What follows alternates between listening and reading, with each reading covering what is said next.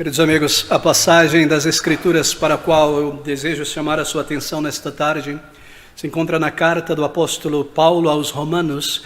Abra comigo no capítulo de número 2, nós leremos do versículo 1 ao versículo de número 5. Romanos capítulo 2, lendo do versículo 1 ao versículo de número 5, estas palavras: Portanto, és inexcusável quando julgas, ó homem, quem quer que sejas, porque condenas a ti mesmo naquilo em que julgas a outro, pois tu que julgas, fazes o mesmo.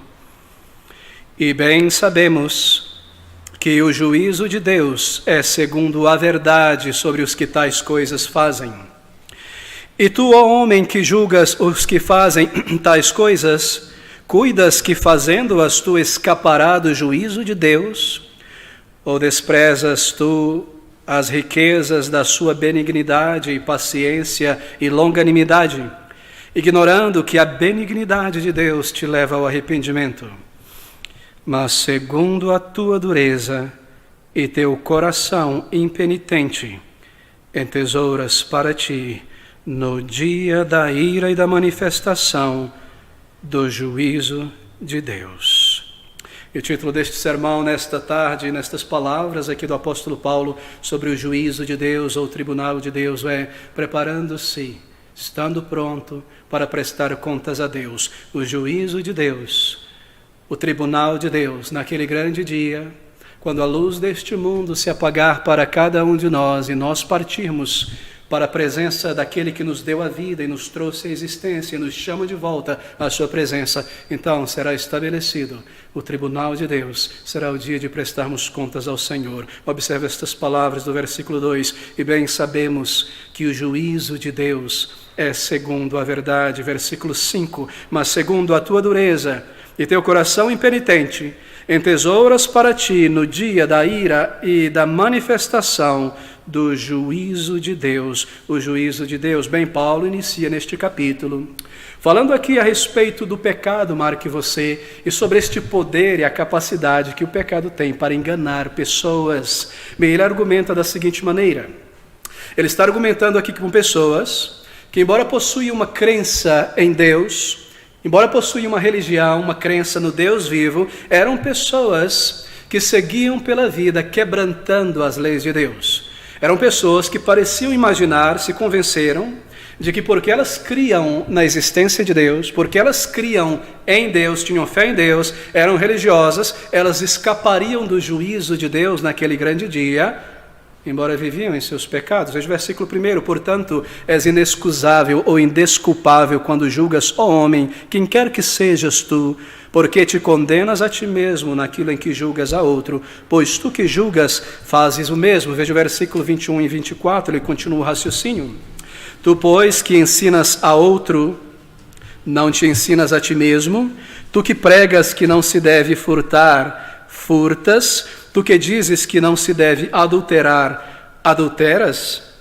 Tu que abomina os ídolos, comete sacrilégio. Tu que te glorias na lei, desonras a Deus pela transgressão da lei. Isso é sobre o auto-engano espiritual. Isso é sobre aquela capacidade que cada um de nós tem do auto-engano espiritual. É o que acontece, o auto-engano espiritual, a auto-ilusão espiritual.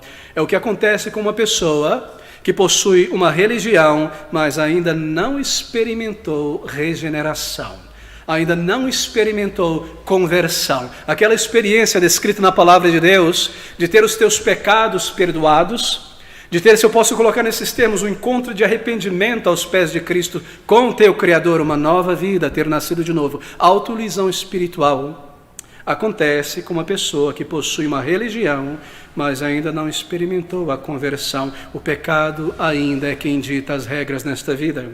O pecado é um companheiro próximo, um companheiro íntimo de cada dia, na noite, pela manhã, ao longo da jornada. O pecado está muito próximo. O pecado é um amigo conversante. E a religiosidade torna-se uma válvula de escape para apaziguar uma consciência culpada. Assim, muitas pessoas buscam apaziguar ou acalmar a consciência através de práticas religiosas, através daquilo que é chamado hoje de uma experiência espiritual, espiritualidade, ter uma espiritualidade. e uma sociedade religiosa, tão religiosa como a nossa, não cristã, mas uma sociedade religiosa como a nossa, há a tendência das pessoas se autoconvencerem de que porque eu tenho uma religião, de que porque eu tenho uma espiritualidade aí salpicada de cristianismo, salpicada de espiritismo, salpicada de qualquer coisa, de boas morais, de bons costumes, porque eu sigo uma religião, eu busco ser um cidadão bom, decente, e eu pratico a minha espiritualidade sem fazer o mal ao próximo, então Deus, Ele não se importará com os pecados do meu coração.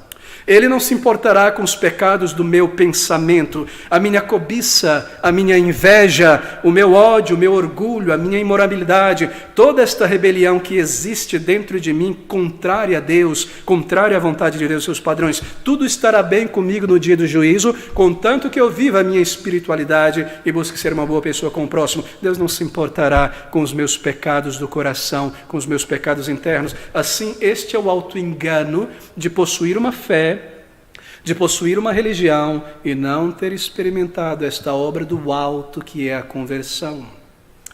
Eu posso viver longe de Deus no coração e na mente, dia após dia, conquanto que eu tenho uma fé em Deus, uma espiritualidade sã, sincera, não importa os meus pecados, não importa o estado do meu coração, meus pecados não confessados, encarados, arrependidos, e é exatamente por causa dessa capacidade para o auto-engano espiritual, essa capacidade que nós temos de nos enganar e também de enganar os outros, porque ninguém lê o coração do outro, que deve haver um dia de juízo. Que deve haver um dia de prestar contas, um dia em que os livros serão abertos diante de Deus. A caixa preta de nossa alma. Oh, queridos amigos, a caixa preta de nossa alma, porque todo pensamento, toda palavra, toda imaginação que sobe ao coração e à mente, que foi alimentada, que foi organizada, que foi colocada em palavras também, ficou como registro em uma caixa preta, e naquele dia, tudo isso será aberto por causa do auto-engano, dessa nossa capacidade de nos enganarmos diante de Deus e de enganarmos o próximo. É necessário um dia de juízo, é necessário um dia de estarmos diante de Deus, que conhece o coração, para prestar contas a Ele da realidade da nossa vida. O apóstolo Paulo está falando aqui sobre um dia de juízo. Veja o versículo de número 2. Que palavras tão diretas e tão claras, e bem sabemos que o juízo de Deus é segundo a verdade. O dia do juízo de Deus, é aquele dia, versículo 6, quando Ele recompensará cada um segundo as suas obras, um dia de prestar contas. E a palavra de Deus, tanto aqui quanto em outras passagens, é crystal clear, é clara, é direta, é sem sombra de dúvidas, é preto no branco, de que ao morrer, nós entramos na presença do Senhor para o julgamento. Veja comigo Hebreus capítulo 9, um texto tão bem conhecido. Versículo de número 27, como aos homens está ordenado por Deus morrerem uma vez, vindo ou vem depois disso o juízo. Há tantas passagens, meus queridos amigos, eu devo lhe alertar sobre isso. Ao final de nossa vida, há um dia marcado, uma hora marcada, da qual nós não poderemos faltar, nós não atrasaremos, porque será o Senhor que nos chamará e nos comandará a entrar em sua presença. Há um dia determinado, há um momento estabelecido no horizonte, no ponto de fuga final da nossa existência, deste lado da eternidade, quando nós deixaremos este corpo para trás, para entrar na presença de nosso Criador. É chamado na palavra de Deus de um dia de juízo. É um dia de prestarmos contas ao Senhor. É o dia de estar diante dEle, um dia de juízo para você e para mim na presença do Senhor. Por que da necessidade de um tribunal de Deus? Por que da necessidade de um dia de juízo? Será que eu estou dizendo que é por esta razão apenas, por causa da capacidade humana do auto-engano, e assim a necessidade de Deus, que vê o coração, julgar a essência de nossas atitudes e pensamentos? Oh, não é somente por isso, amigos, mas é por causa do pecado. O pecado que está dentro de cada um de nós, o pecado em toda a sua abrangência possível e em toda a sua consequência. O pecado é a razão da necessidade de um dia de juízo, que Deus se assente em seu trono para julgar todos os homens, todos os anjos. O pecado é a razão. O que é o pecado? Você já se perguntou? O pecado, segundo a palavra de Deus, é a maior miséria humana. Me recordo lendo um livro de um economista inglês chamado A Riqueza das Nações. Tremendo livro, influenciou uma época. Mas existe um livro a ser escrito ainda chamado A Miséria das Nações. E a única palavra constando neste livro será o pecado. O pecado é a miséria das nações. O pecado é a miséria da alma humana. O pecado é a tragédia humana. É por causa do pecado que entrou no mundo e entrou dentro de nós e trouxe a tragédia, a miséria, a nossa separação de Deus e poluiu este mundo e a alma humana, que Deus deve estabelecer o seu tribunal e aquele dia quando nós entrarmos em sua presença, este dia de juízo. É por causa do pecado. O pecado, diz a Bíblia, é a transgressão das leis de Deus por atos, por palavras, por pensamentos, por ações, por omissões. O pecado é impiedade, uma atitude errada contra Deus. No versículo de número 8 nós lemos essas palavras: mas a indignação e a ira aos homens que são contenciosos, desobedientes à verdade e obedientes à iniquidade. O pecado é iniquidade. O pecado é um coração contencioso contra Deus. O pecado são sentimentos que levantam dentro de nós. A raiz está aí. Contra Deus, contrário à vontade de Deus. O pecado é a alienação de Deus. O pecado é viver como se Deus não existisse e não se importasse. O pecado é ignorar a verdade. O pecado é rejeitar a Deus, é se afastar de Deus. E nós nascemos assim, e nós vivemos assim, e nós escolhemos viver assim. Por isso nós devemos ser julgados por Deus um dia, trazidos à sua presença. O pecado, queridos amigos, é iniquidade. E iniquidade é a perversão do nosso caráter. Toda a nossa cobiça é iniquidade. Toda a nossa inveja é iniquidade. Todo o nosso orgulho, que é a raiz de tantos pecados, que é o câncer em todo relacionamento, toda a autodeterminação que há dentro de cada um de nós, em viver como se Deus não existisse, em passar por cima daquela voz da consciência da parte de Deus, toda a nossa sensualidade é impiedade, toda a nossa mentira, todo o nosso egoísmo, toda a rebelião no coração contra os padrões de Deus, isto é pecado, isso está dentro de cada um de nós. Saiba que o pecado é primariamente contra Deus. Você já pensou sobre isso? É contra Ele que nós pecamos. Mesmo quando nós fazemos algo que fere ou que machuca o próximo, é contra Deus que nós pecamos, porque esta lei de Deus que diz: não matarás, não roubarás, não darás falso testemunho, daí a necessidade de sermos julgados por nossos pecados diante de Deus. Um dia de juízo será necessário, porque Deus é santo. Isso é, porque no final das contas, Deus conhece o pecado, e é isso que está por trás do dia do juízo.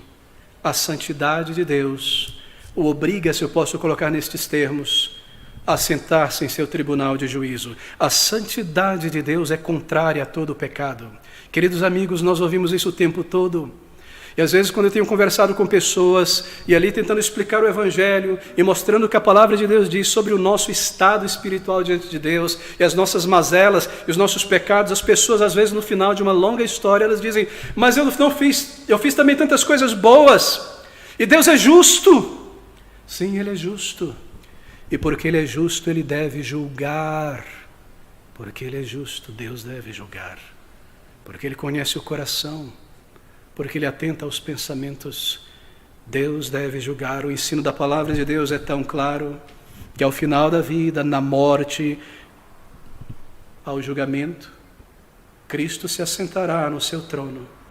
Os livros se abrirão e todo homem e mulher será conhecido e julgado por toda a sua vida interior e exterior, por toda a sua ação e postura em relação à palavra de Deus, em relação aos ditames da lei de Deus e ao chamado do Evangelho a respeito de como nós ouvimos e respondemos a esta verdade. Bem, deixe-me lhe falar isso.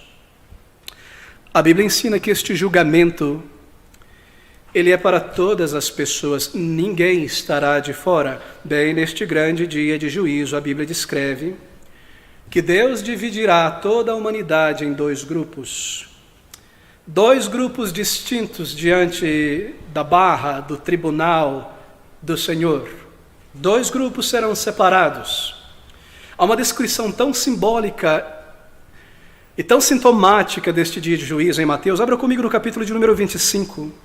Aqui está o Senhor Jesus Cristo descrevendo aquele dia, quando toda a humanidade será reunida diante do Senhor. E o Senhor, Ele próprio, o Salvador, se assentará em julgamento, irá estabelecer o seu julgamento em verdade. Mateus 25, de 31 a 33. Ouça essas palavras. E quando o Filho do Homem vier em sua glória, isto é, Jesus Cristo, e todos os santos anjos com ele, então se assentará no trono da sua glória, e todas as nações serão reunidas diante dele. Observe agora, aqui está a imagem.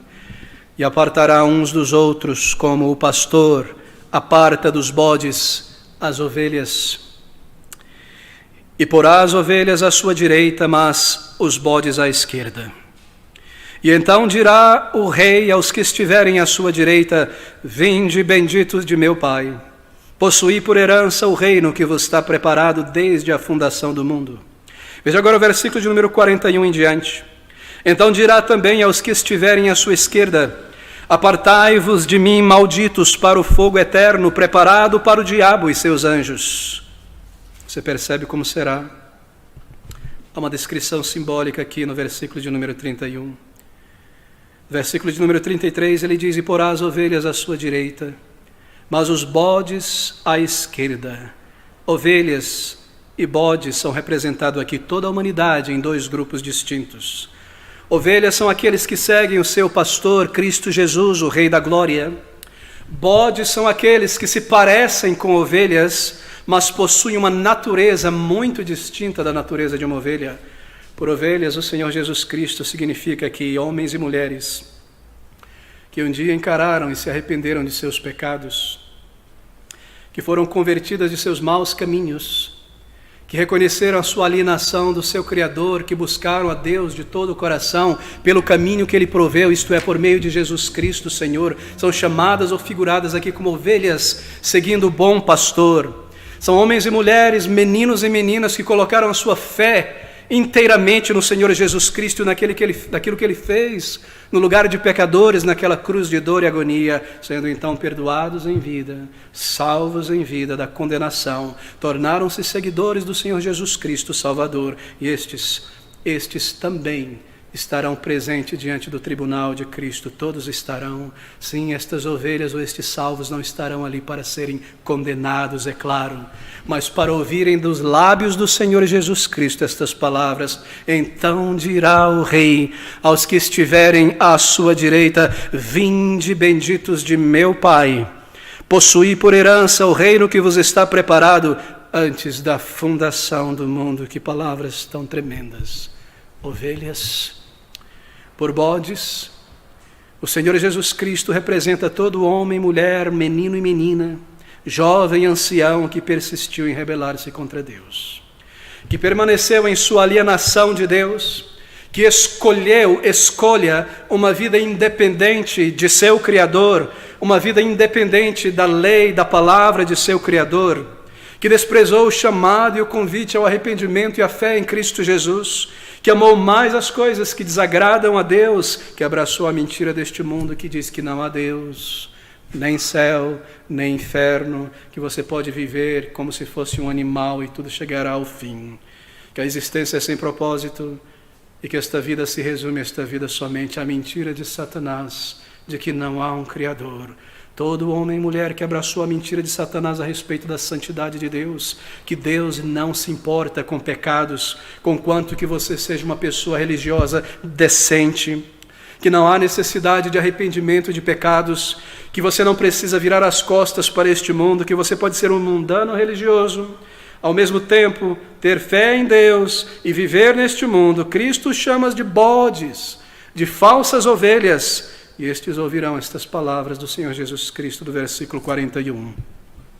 Então dirá aos que estiverem à sua esquerda: apartai-vos de mim, malditos, para o fogo eterno, preparado para o diabo e para os seus anjos. Queridos amigos, naquele dia de juízo, 2 sentenças somente serão declaradas. Maior que isso. Para aqueles que, sendo pecadores e crendo no Senhor Jesus Cristo, colocaram toda a sua dependência no Salvador para a eternidade, e o buscaram para o perdão, como pecadores arrependidos se aproximaram de Deus, clamando por vida, por salvação, por um novo coração.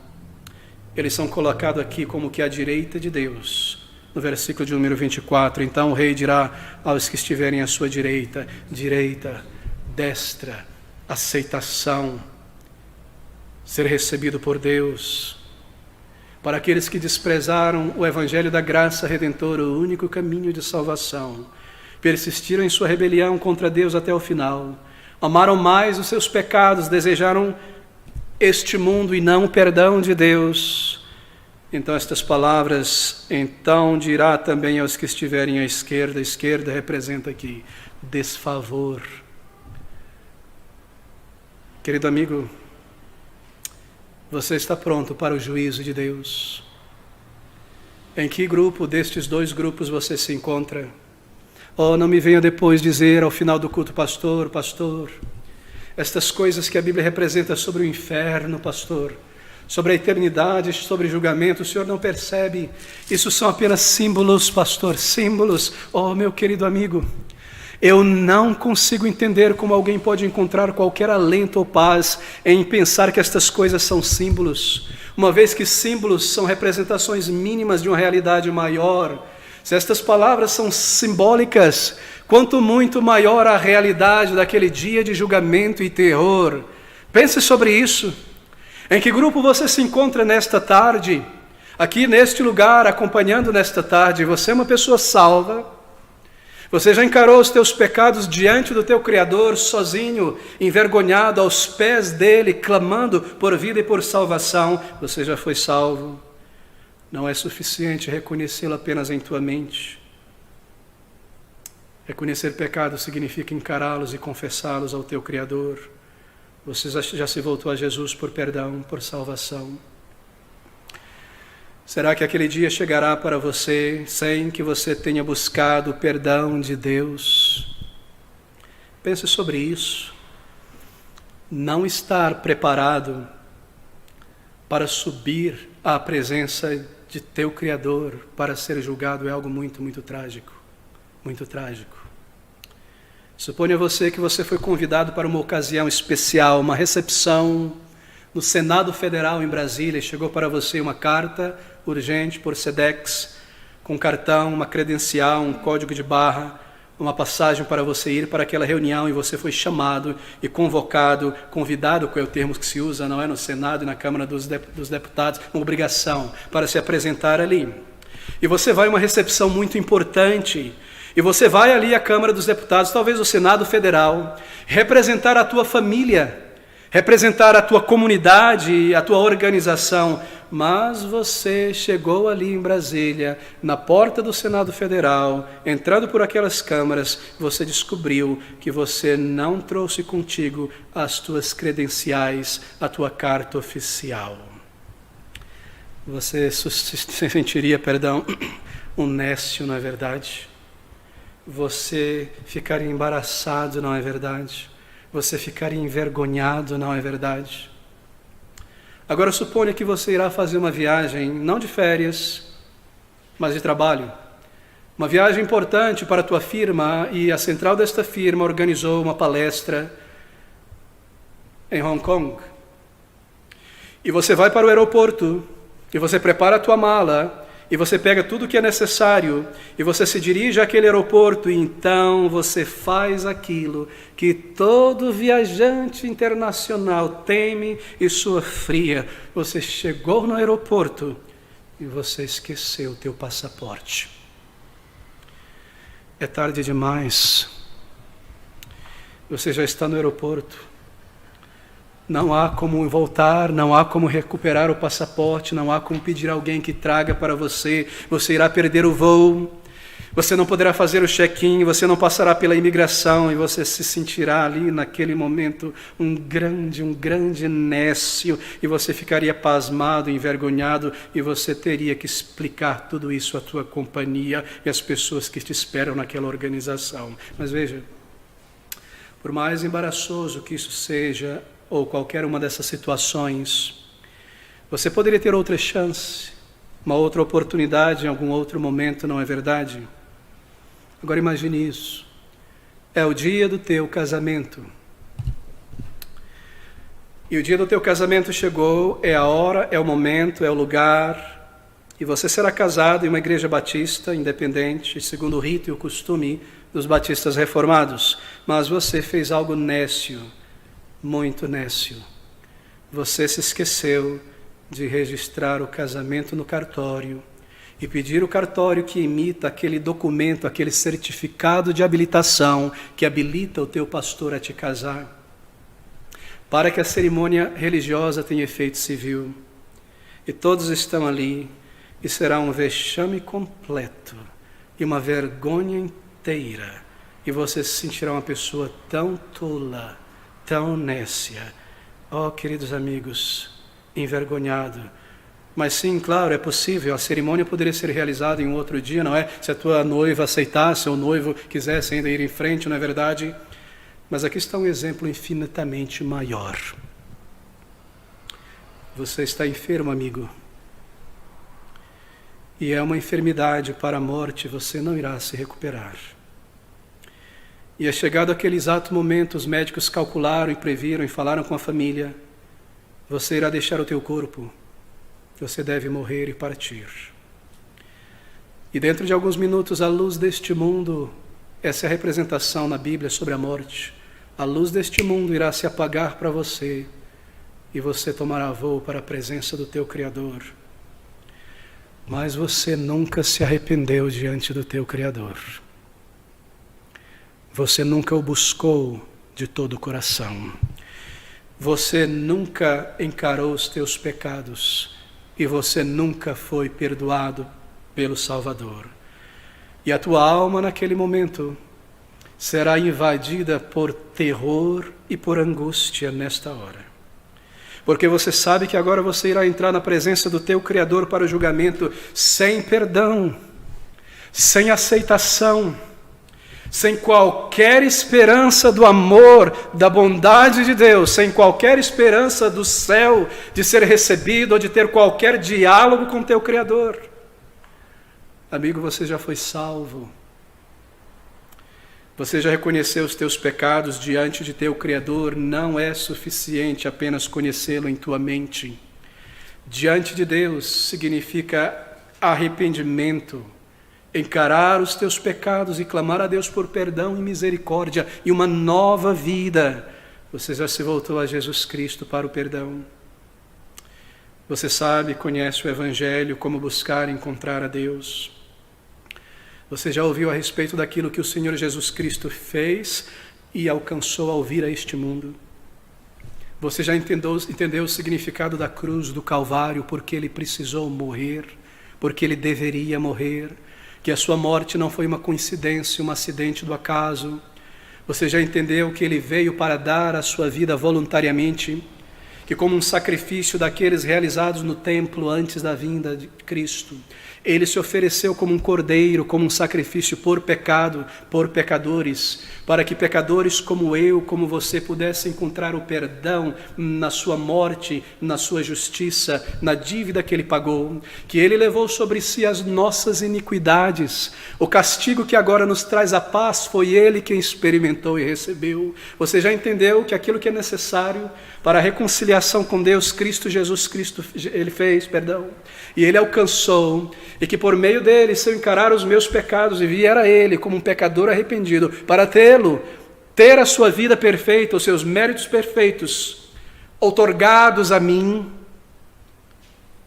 eu posso ser salvo e perdoado. Amigo, você já foi salvo, você já foi transformado, você já se voltou ao Senhor Jesus Cristo como um pecador convicto e arrependido.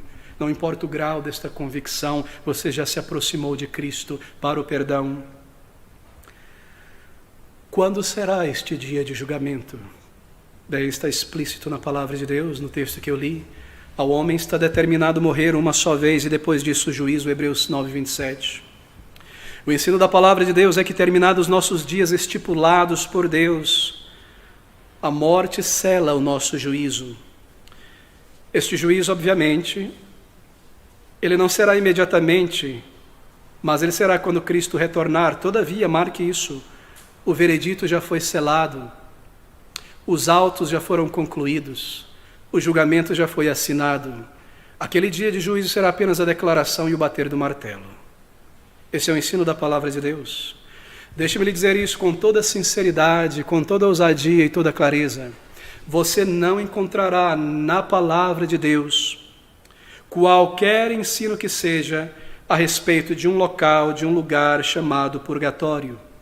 Não há tal coisa na palavra de Deus de um lugar intermediário onde eu posso ser purgado em chamas por algum tempo pela medida do meu pecado, enquanto outros intercedem por mim aqui. Você não encontrará isso na palavra de Deus. Isto é uma invenção humana, uma invenção que nasceu nas profundezas do inferno, na mente, nas veias e no coração de Satanás e foi ensinada aos homens. Isso não está na palavra de Deus. Deixe-me lhe dizer outra coisa. Você não encontrará aqui na palavra de Deus, a Bíblia, que é a voz de Deus registrada, o ensino sobre a reencarnação, que depois de morrer você retorna a este mundo. O ensino da palavra de Deus não é reencarnação, é ressurreição. Ao homem está determinado morrer uma só vez e então juízo. Você está preparado para prestar contas a Deus? Naquele grande dia, quando os teus olhos fecharem para esta vida, o meu e o teu período probatório terminar, então, diante de Cristo e dos santos anjos de Deus e de Deus Todo-Poderoso, você e eu seremos julgados. A Bíblia nos dá uma ideia de relance sobre como será este tribunal, este momento do julgamento. No versículo 2, observe estas palavras, estou tentando lhe conduzir através deste texto, nós estamos em Romanos, capítulo de número 5. Capítulo de número 2, versículo de número 2, estas palavras, e bem sabemos, aqui está um relance, um insight, uma percepção sobre como será estabelecida a justiça. Os autos serão abertos, como será o procedimento neste juízo. Diz o apóstolo Paulo inspirado, e bem sabemos que o juízo ou dia de julgamento, o juízo de Deus é segundo a verdade. Aquele dia, aquele tribunal será estabelecido sobre uma rocha eterna chamada verdade. Esse é o dia do julgamento que está baseado na verdade de Deus, na verdade da palavra de Deus. Queridos amigos, este julgamento será baseado na Bíblia. Este livro será aberto. Este é o código, esta é a legislação, esta é a Constituição, este é o Código Penal. Será baseado neste texto e você teve acesso a ele toda a tua vida. Não será baseado em meus critérios, não será baseado em minha interpretação da lei, porque a Bíblia se auto-interpreta e ela é clara a todo aquele que lê. Esse dia de juízo será segundo a verdade. Aqui está esta verdade, os mandamentos, a vontade de Deus expressa, declarada, estas proposições racionais, embora espirituais, racionais, dirigidas à mente humana, declaradas, seladas, protegidas e guardadas por Deus. Tudo que nós necessitamos saber sobre Deus e sobre a eternidade está aqui nestas páginas eternas. O juízo, o caminho de salvação. Aqui está a verdade sobre a vida humana, sobre a vida futura, sobre como se preparar para entrar na presença de teu Criador. Este dia de juízo será segundo a verdade, e bem sabemos que o juízo de Deus é segundo a verdade. Será conforme a verdade da palavra de Deus, e entenda isso, será segundo a verdade a respeito de cada um de nós. Será sobre a verdade, baseado na verdade, a respeito de nossos atos, de nossas palavras, aquilo que nós fomos, aquilo que nós fizemos, aquilo que nós deixamos de fazer segundo a vontade de Deus. Será segundo a verdade a respeito de cada um de nós, não de acordo com a minha imaginação, não sobre aquilo que nós pensamos a respeito de nós mesmos, a minha auto-opinião, o meu conceito. Aquele julgamento não será baseado sobre o que nós imaginamos a respeito de Deus, será segundo a verdade. Isto é, este julgamento será uma avaliação verdadeira sobre quem realmente fomos.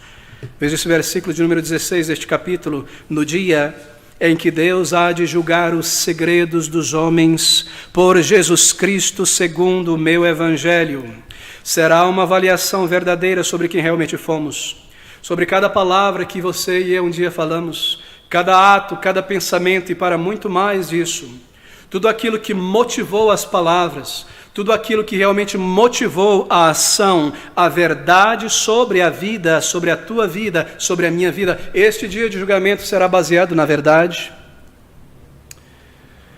não naquilo que você se convenceu ser verdadeiro ou correto para justificar as tuas ações. mas o verdadeiro motivo por trás de cada ação. A cobiça que estava por trás daquelas decisões, daquelas escolhas. Toda a imoralidade e sensualidade por trás dos gestos, das palavras, do vestimento, etc. Toda a mentira por trás de todas as coisas ditas. Toda a rebelião contrária aos mandamentos de Deus por trás das escolhas, das decisões. O motivo verdadeiro por trás de tudo na palavra de Deus e nos fatos verídicos, conhecidos e registrados por Deus sobre a nossa vida. Queridos amigos, eu devo dizer que esse juízo será inescapável. Todos nós compareceremos a este dia de juízo, a este tribunal de Deus para sermos julgados. Pasme você ao descobrir isso. Pasme você como um dia eu pasmei. Que quem se assentará naquele dia, naquele trono de juízo e justiça, será o próprio Senhor Jesus Cristo, o Salvador. Abra comigo em 2 Coríntios capítulo 2, capítulo 5, versículo de número 10. Ouça essas palavras. 2 Coríntios capítulo 5, versículo de número 10. Veja o que o Espírito diz a respeito do Senhor Jesus Cristo, Paulo, através do Espírito, falando.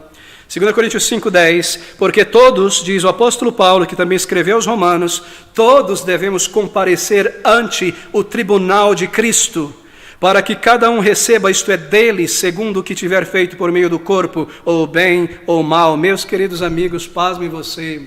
Será o Senhor Jesus Cristo que se assentará naquele trono de juízo. Cristo Jesus, o homem de grande compaixão e paciência, terno e amável, cheio de grande bondade e grande amor, Cristo se assentará em seu trono de glória e julgará, sim, Ele julgará. Ele veio um dia a este mundo como Salvador para providenciar o meio de reconciliação e perdão. E Ele voltará como juiz de toda a terra. Ele tem todo o conhecimento. Lhe foi dado todo o poder nos céus e na terra. E Ele se assentará. Se você, naquele dia de juízo, não é uma pessoa salva, você será colocado à esquerda do Senhor Jesus Cristo, representado aqui na palavra de Deus, para a condenação. Porque os teus dias terminaram. E você nunca se arrependeu diante de Deus, nunca o buscou de todo o coração, nunca veio a Ele pela fé. Esse dia então será chamado para você de o dia da ira de Deus. Mas segundo a tua dureza e teu coração impenitente, entesouras ira para ti no dia da ira e da manifestação do juízo de Deus. Eu gostaria muito que você pensasse sobre isso. Este é o dia da ira de Jesus Cristo. Este é o dia da ira do Cordeiro. Versículo 8. Mas a indignação e a ira aos que são contenciosos, desobedientes à verdade e obedientes a iniquidade. Ele veio a este mundo como Salvador. Ele voltará a este mundo para trazer o fim. Ele se assentará naquele dia no seu trono de glória, de verdade e de justiça. Eu estaria sendo cruel com você nesta tarde se eu não te informasse sobre isso. Eu estaria sendo infiel à palavra de Deus se eu omitisse esse fato. Se você aceitou a mentira propagada por este mundo, a mentira que está agora no teu coração sobre Deus, que Deus é apenas amor, que Ele não condena ninguém, que Ele não é justiça, que Ele não é santidade, este Deus que o mundo criou, um Deus que é apenas amor. Queridos amigos, Deus não é apenas amor, porque Deus não é Afrodite. Deus é santo, Deus é justo, Deus é glorioso, Deus é um fogo consumidor. Se você abraçou a mentira deste mundo, que você pode viver em teus pecados, contanto que você tenha uma crença em Deus, Cristo Jesus te julgará com ira. Cristo falou mais sobre o inferno na palavra de Deus do que sobre o céu. Naquele dia, se os teus dias tiverem terminado deste lado da eternidade sem Cristo Jesus, sem perdão, Jesus Cristo, Salvador, Ele não te julgará friamente. Ele não te julgará como aquela estátua que você vê em muitos tribunais, com uma espada na mão, uma balança do outro lado, mas como uma venda nos olhos. Os seus olhos estarão abertos para a justiça. Ele verá todas as coisas. Ele não fará acepção de pessoas, é isso que significa vendo, obviamente, mas naquele dia ele fará, porque ele colocará a direita e a esquerda, e o julgamento é este, que em vida você rejeitou o teu Salvador.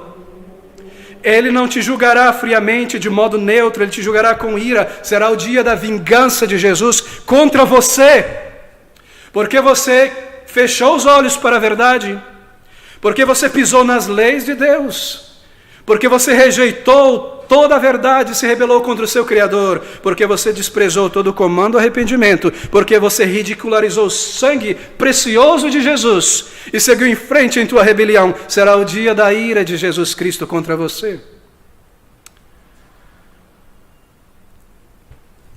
Você amou o pecado, você amou este mundo, você preferiu o aplauso e a atenção dos homens.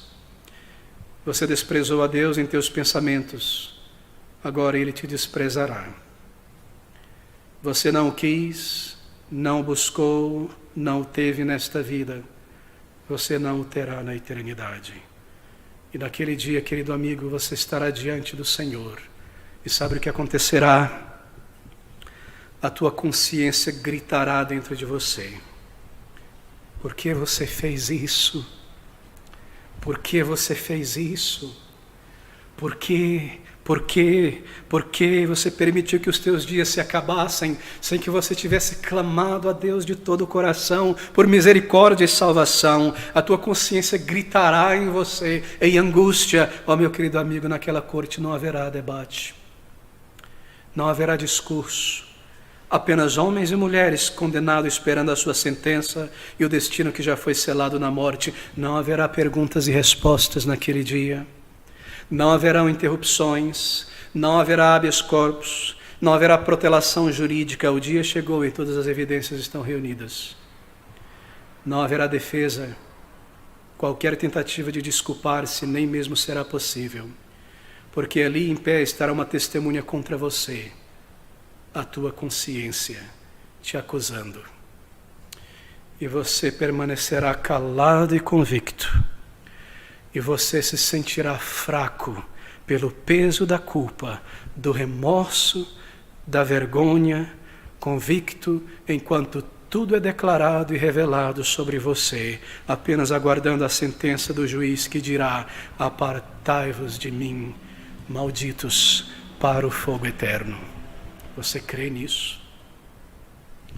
A sentença terrível, aterrorizadora, que mostrará e transparecerá a ira, a indignação de Deus contra o pecado e o pecador.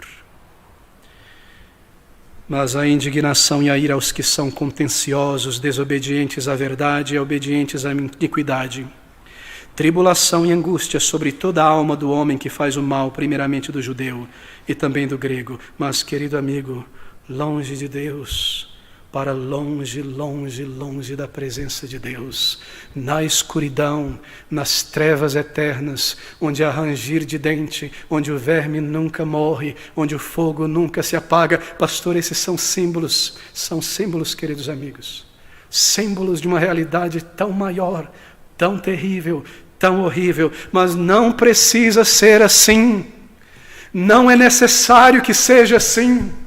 Não precisa ser o teu caso desta maneira. Você não precisa terminar os teus dias. Esse não precisa ser o ponto final na tua história. Você nunca ouviu estas palavras do amor de Deus em João 3,16, que Deus enviou o seu amado, querido Filho para ser trucidado, moído e rasgado, para que todo aquele que nele crê não pereça no juízo de Deus, mas tenha vida eterna. Enquanto você ainda está aqui deste lado da eternidade, enquanto você ainda pode puxar, tomar alguns goles de oxigênio do ar que pertence a Deus, enquanto o teu coração bombeia o sangue, clame a Deus, diga a Ele o teu pior e peça a Ele que seja misericordioso com você. Diga a Ele, meu querido amigo: Senhor, a minha vergonha, o meu pecado, a minha miséria, me perdoa e me salva. Eu creio na Tua palavra que me diz estas coisas, e eu entendo e creio que o Senhor Jesus Cristo veio mesmo por uma pessoa como eu. Oh amigo, a salvação não é algo difícil, não é algo complexo. Se alguém te disser que é algo difícil, que é algo complexo, essa pessoa te enganou. Cristo Jesus veio a este mundo para salvar pecadores, e Ele já fez tudo o que é necessário. Você não deve fazer nada, absolutamente nada meritório. Você pode se aproximar dEle agora como um pecador arrependido, com uma simples fé, para tê-lo como teu Salvador. Se você o buscar de todo o coração, ouça essas palavras do versículo 4. Ou desprezas tu a riqueza ou as riquezas da sua benignidade, e a paciência, a sua longanimidade, ignorando a benignidade de Deus que te leva ao arrependimento? Não ignore isso. Enquanto você está aqui, coloque toda a tua confiança no Senhor Jesus Cristo. Você crê que Ele te perdoará. Você crê que Ele veio a este mundo mesmo por você. Você confia que Ele te receberá. Você confia que Ele irá perdoar os teus pecados. Você simplesmente vem a Ele como um pecador e deixa que Ele faça o resto. Pertence a Ele a salvação. Deus será justo neste dia de juízo. Eu termino aqui.